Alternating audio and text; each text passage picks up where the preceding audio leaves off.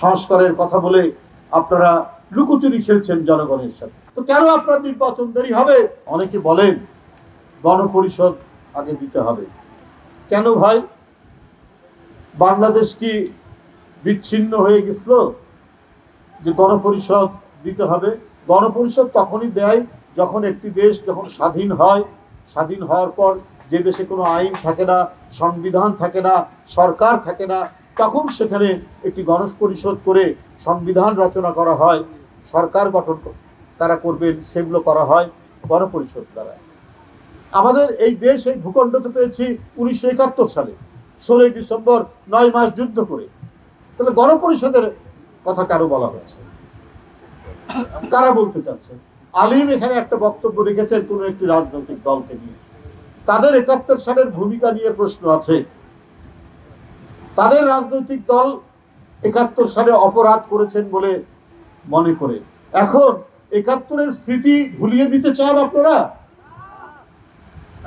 71 তো একটা বড় অর্জন এই জাতির অর্জনকে ভুলিয়ে দিতে চান কেন?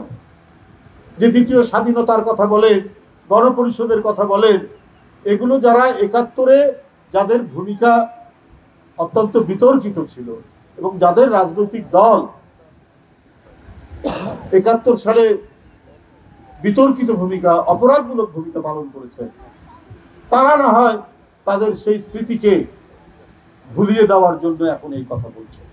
কিন্তু আজকে যারা বৈষম্য বিরোধী ছাত্র নেতা ছিলেন, নতুন নতুন রাজনৈতিক দল যারা করছেন, তাদের মুখ থেকে এই কথা বললে আমাদের কাছে কিন্তু এক ধরনের বড় প্রশ্ন দেখা দেয়। আপনারা কার কথায় কান দিয়ে এই সমস্ত কথা বলছেন? এই সমস্ত কথা বলা ঠিক হবে না।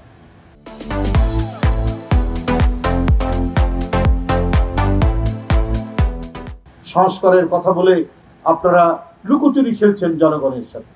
একবার বলেন ডিসেম্বর, একবার বলেন মার্চ, একবার বলেন জুন। কেন এই লুকোচুরি খেলা? অন্তর্বর্তীকালীন সরকার কেন এই লুকোচুরি করছেন? একবার বললেন যে ডিসেম্বরেই হবে, আবার বলছেন মার্চ, আবার জুন, আবার ডিসেম্বর। এটা কেন?